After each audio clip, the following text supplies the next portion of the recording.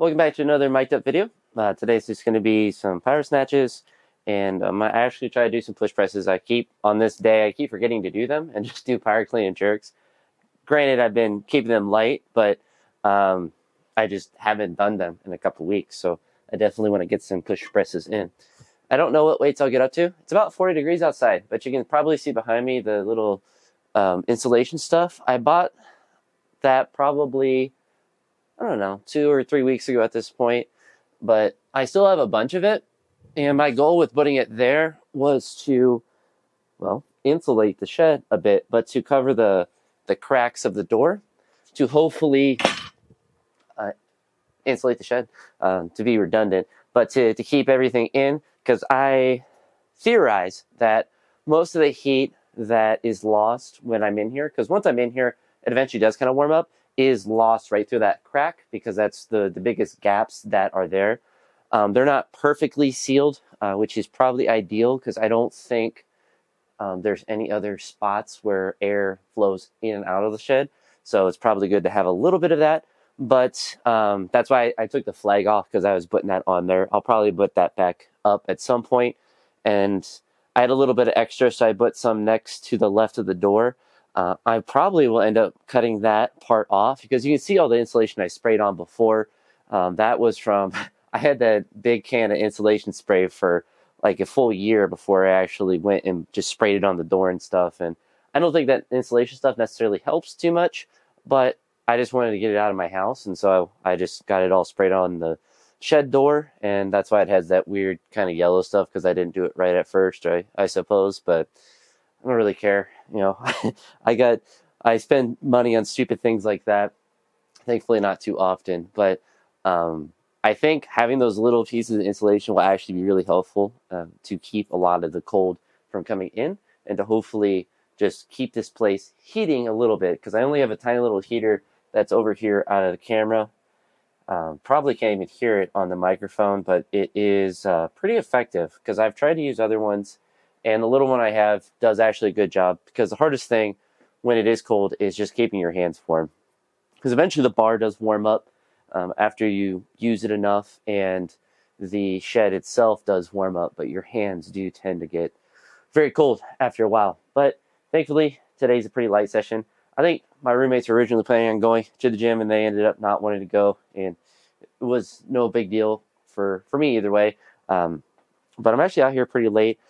What's weird about the insulation is it makes it seem significantly brighter in here because of the reflective nature of it, which is a nice little benefit. I didn't actually because I keep looking over to the side thinking that the outside, like there's light from outside coming in, but it's just a reflection of the light, which I personally like. I don't know if it will mess up the video or anything or make things look weird, but it makes it feel like it's significantly brighter in here. So even if it does nothing, it at least does that, I suppose.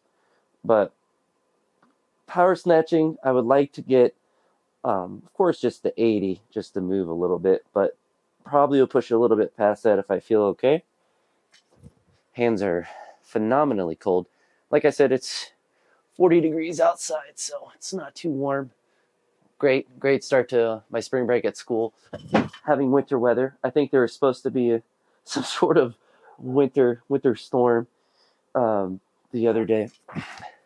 I was looking, I think Zach Teller a couple of videos ago had where he was at the Arnold lifting, and their booth thing, the Bells of Steel thing, they had some nice crash pads I might look into, because particularly the one on the right the one here is starting to break apart a little bit, just because, I mean, they were the cheapest ones possible I could find. That's why the cover came off. Wasn't a preference of mine. The zipper broke because it's not high quality build. But when I was watching him lifting that one, I was looking at that crash pad.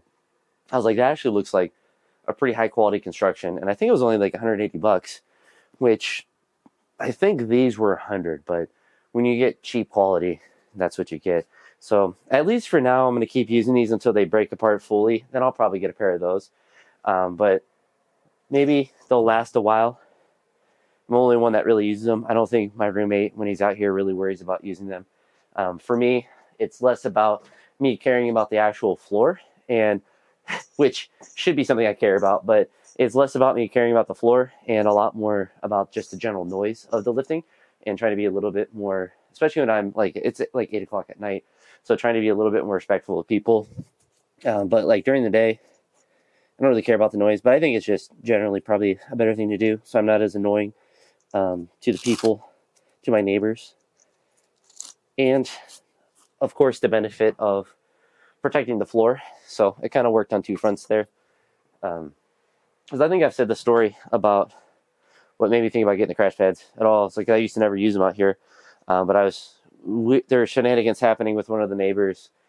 Weird domestic thing, but they were messing with stuff in front of my house. So I was out there and I was talking with him about a variety of stuff. But he mentioned, he asked like, what kind of lifts I do out here, because he's like, my house is shaking when you lift out there sometimes. I was like, I don't really think that the vibrations would get that far. I figured the noise, but I was like, well, least I can do is throw it on there when I'm doing like clean jerks and stuff.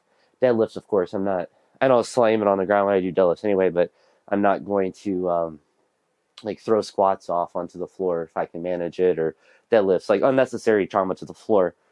But yeah, I'm going to keep warming up a little bit. I think I've talked long enough in this clip, because one of the things I always forget is I try to do one of these mic'd up videos like continuously, and my camera cuts off after 20 minutes. So I have to make sure that I take breaks between my ramblings. But I want to talk a little bit more about the shed stuff once I come back. So we'll move to the second clip. So right back to it. But one of the things, and this is a long-term project, most likely, but potentially something I do in the summer. But when I get one of those Bells of Steel's crash pads, depending on the height of them, theoretically, I think it would be cool to have that be this area next to me, and then elevate the platform that I'm on, and potentially get like 2 pairs of them, to have 4, to have them just on the floor. But obviously where the squat racks are, I wouldn't want to have the crash pads because they would sink in a little bit. So that wouldn't be ideal. But to have them like here, so I can just yeet the bar off and not have to worry about it, and just have the floor automatically protected. Because on the left side, it's always been like cracked and stuff, and like has a little divot, and not have to worry about throwing it forward and rolling it back, but just to have that on the floor. So what I would probably do to get that to happen is buy the crash pads, of course, but I would set them up there, and then I guess measure a bunch of wood, because I'd probably be able to take this mat off, take these mats off, and then it would create a divot naturally in the floor. And then because I have 2 layers of mats, and I have like 2 layers of wood here, so I'd be able to get some layers off, at least one on both sides, so that'd make me have to get less wood in the middle, and then just get pieces of wood and just stack them up.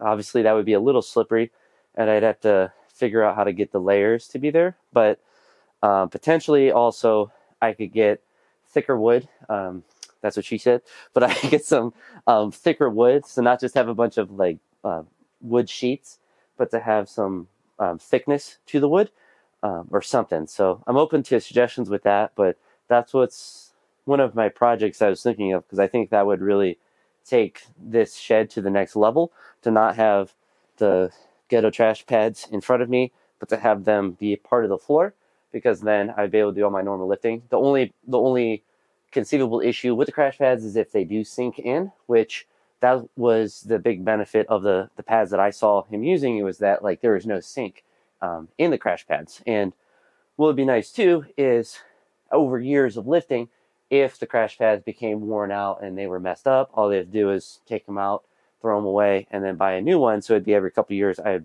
be able to replace that and not have to get, where's the cement? It's over right there. Like try to fix the hole that just perpetually gets built, or keep buying new crash pads and having them be out of the way, which is probably the easiest and probably what I'll do, for, potentially forever, but you never know. So I've rambled on long enough. This will probably be a very long mic'd up video, even though I'm just only doing 2 exercises. But I'm going to load 95 on there, get my straps on, because I'm starting to get my hands, particularly like below my pinky, are starting to get worn out, the skin So I don't want to try to do anything with hook grip because my hands are getting pretty raw. But I've been doing a lot of hook grip stuff, so I'm not as worried about that.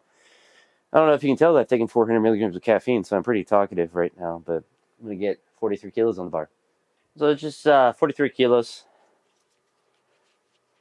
Not any big deal. It's interesting. I don't feel too bad today, but yesterday was a pretty light session. It was the muscle snatch and pressing day. That was basically all I did. And I ate a whole bunch of food. A little bit more sore than I thought. Nothing too crazy, but I'm not PR in my power snatch today, but I wasn't planning on it, so no big deal. It's last workout of week 3, so the next couple of workouts will be pretty light to allow me to kind of go heavy next week, which I'm thinking actually probably be Friday. So it kind of lines up nicely like that. And I'm on spring break, so I'll be sleeping as much as I can, as much as I want. So should be the most optimal day I'll have for training until the summer.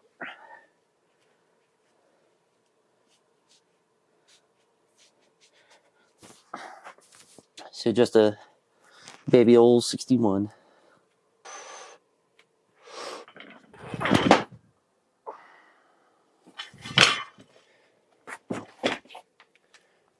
Feeling pretty quick today, which is nice. It's kind of the goal of a day like this, to be able to move fast, or at least for me personally, to pretend like I can move fast, which is important because you have to trick yourself in order to lift heavier weights. Because God knows I ain't gonna move any faster. So when I got 70 kilos, should move fine. And I suppose besides the actual speed thing, other things I'm kind of thinking about with a day like this where the weights will be relatively light is to make sure that I'm pulling it correctly. Because even though the speed is one of the focuses, I'm not trying to just move fast. I'm trying to put it in the right spot so then when I extend, the turnover is quick. Because like 155 pounds is not a very hard weight for me to pull quickly, but it's a weight that allows me to kind of make sure it's going into the right spot so the turnover is snappy, or at least feels snappy.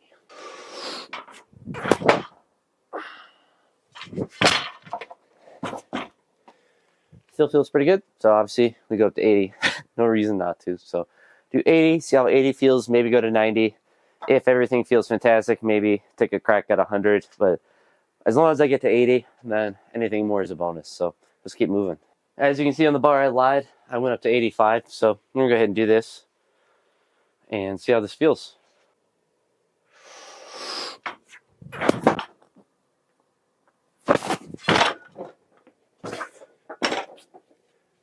Not the best rep, but I still want to go up to 95 now and see how that feels.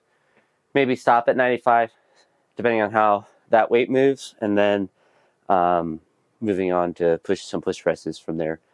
It'll be interesting to see once I do the push presses how they feel, since I haven't been doing them. I've been doing a lot of pressing, but no push pressing. So it'll be interesting to see if the pressing actually did help with the push press specifically. But we're going to go with 95 here and see how that feels. As you all know by now, I'm a dirty liar, so I went up to 100. We're going to take a crack at this. The rule is this is going to be the top set regardless. Make or miss, this is the only attempt I get at it, so I have to make it because I am getting ready for next week, so no reason to kill myself with power snatches. So focus in, make sure I finish the pull, commit to the catch, commit to not being a little baby girl. Difficult to do when you're weak.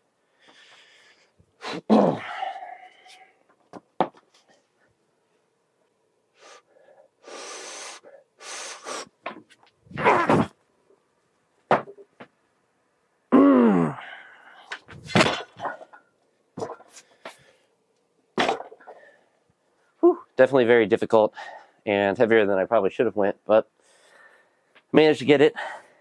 Whew. It hurt my soul. I felt like my head was like ready to headbutt the shelf and my arms were ready to tap the back of the shed. But that's one of the benefits that I naturally have is being durable and my body doesn't snap in half when I do something like that. And also just having the mobility to get away with a bad rep like that because of just the positions I'm able to go into. But certainly not an ideal rep, but yeah, hit it. So yeah, we'll take it. And heaviest power snatch, I've done a little bit. My best ever, I think, is like 111 or 112, and I've done 110 a bunch of times, but it certainly is not a consistent weight that I could power. Anything above 100 is always something I'm happy with in general for power snatches. It used to be way back in the day, I was always happy to do 100 for a full snatch, and then was probably power is like 80s when 90. I've always been good at power snatches relative to my full snatch, at least when I started. Now they've spread out a lot more, which is natural to happen, particularly because of the position I'm able to get to in the bottom. That's why, for me, like doing a power snatch with like 120 is something I'm not able to do, but I'm able to snatch in excess of 130 because of just how low I can get. Very similar to why my power clean is really far away. My best power clean ever is 147, and I've done it once. And the best that was a one-off day, because the most I've done prior to that I think was 143, and that was a one-off day. And I've done 140 a couple times, and that's that's pretty iffy if I'm able to do that on any particular day. Even if I came in and just did power cleans, it would be pretty difficult for me to do. But I've cleaned 175 and I've cleaned 170 a bunch of times.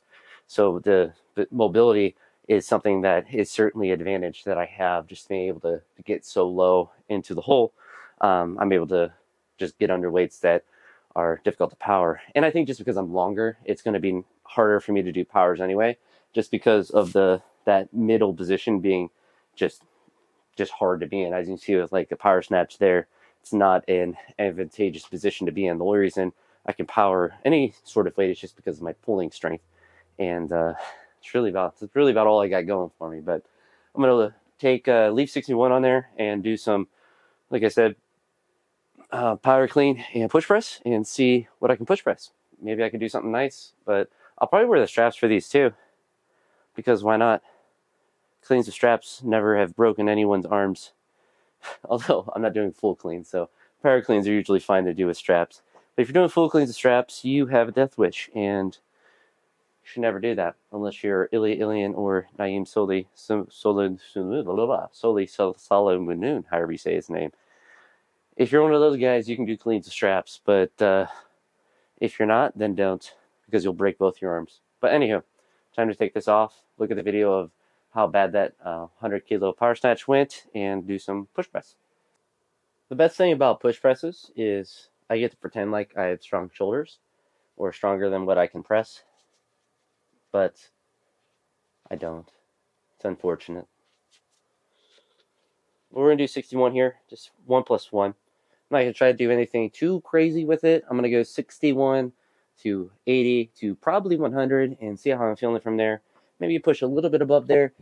I believe on my program I put as my current max is like 115, just because my 120 push presses are too inconsistent. I miss that weight way too much. But I haven't missed 120 lately because I haven't tried it. All right.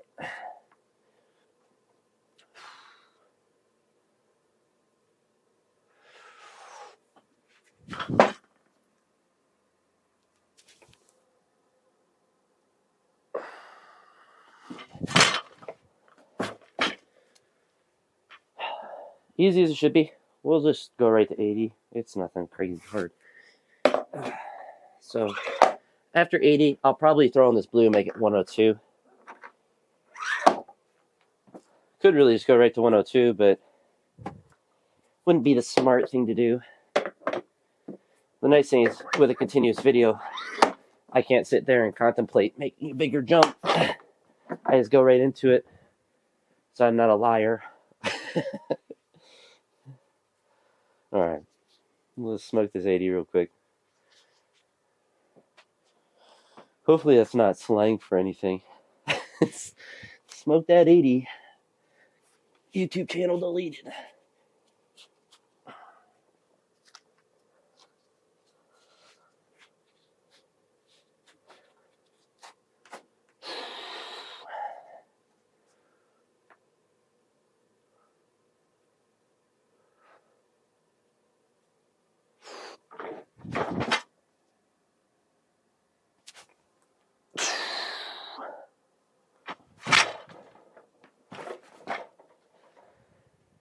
Very easy, as it should be. We'll just keep rolling. I know I'm not going to hit that 20-minute mark at this rate, so just throw 102 on. In the back of my mind, I'm thinking, whenever I do stuff like this, I'm always like, oh no, like outwardly, I'm like, it doesn't matter what I get to, whatever. But you're always kind of, if anyone that lifts probably has a similar mindset of like, you're always kind of have a number in the back of your mind it would be nice to hit. And for me, that's 115 today. Whew. So I'm not going to obviously jump to 120 from here unless this is like the easiest rep of my life, but probably won't be. So I would like to go to 115 from here, assuming this one feels all right. And maybe, just do 116 just because that's 255 in freedom units. But we'll do this weight, take a swig of water, and probably say that it didn't feel too easy, but still jump up to 115 or 16 anyway. Because that's just how I roll. My nose is always running when it's cold.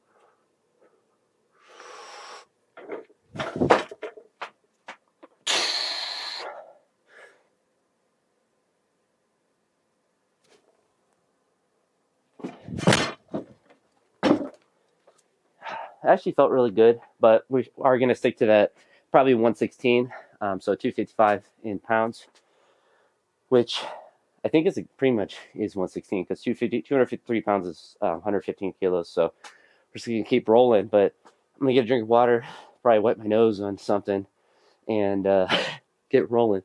It's hard to talk with my nose like perpetually kind of just like slightly running, which is always something that's happening when it's cold, even if I'm not sick like I'm not now. The power clay will be a little bit tough with this. I actually did go up to 116. I'm not a liar this time, because I know if I did 120, it would just slap me right in the face because I haven't push pressed at all in the last couple weeks. But I'm going to hope that obviously I get the first rep. So that's the first step. And then if that feels all right and not maximal, then I'll try an additional 1 or 2. But I want to say my best reps with this is probably 2. Anything more than 2 is very difficult for me to do in the push press. I think I've done it with 110 before, but it's not a weight that I can consistently triple. 100 and 105 is, but once I get above that, then it gets real heavy real quick. So I got to focus on making an easy power clean, so I'm not worried about having to readjust that and catch my breath and whatnot. Make sure I don't set it onto my esophagus too crazily aggressively, so I'm not passing out, or at least feeling like it. I've never actually passed out with the lift, which is good. I suppose because when I feel dizzy, I just stop lifting. I'm not a maniac like that. All right. So it's 116.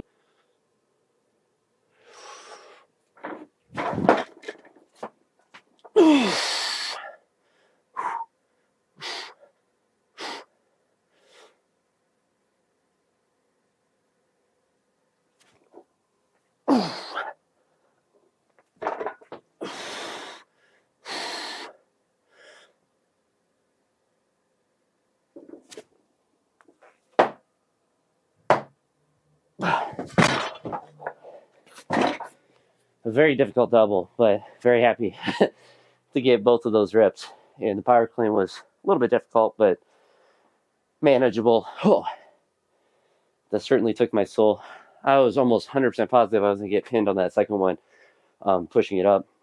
But I was able to grind it out, and basically held my breath that whole time. So quite winded from that, but that's good enough for today's workout. With that, I'm actually going to do some stretching and stuff, and I'm not going to record that. That'd be weird, since I'm trying to recover for next week and have a good, productive week for my program. I'm going to try to update that Google Sheet.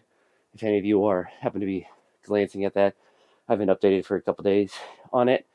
Got a little bit behind, but productive. 150 or 116 might be close to my best double. I want to say I've doubled 120 before, but probably not. My best push press ever is 130, and I've only ever done that once. Anything above 120 is very difficult. So, productive session there. Sorry that it's a longer video with not too much lifting, but I suppose I had a lot that I wanted to talk about. Anywho, that's it for this one. Hope you all have a great night or a great day or evening, whenever you happen to be watching this, and I'll see you on the next one. Peace.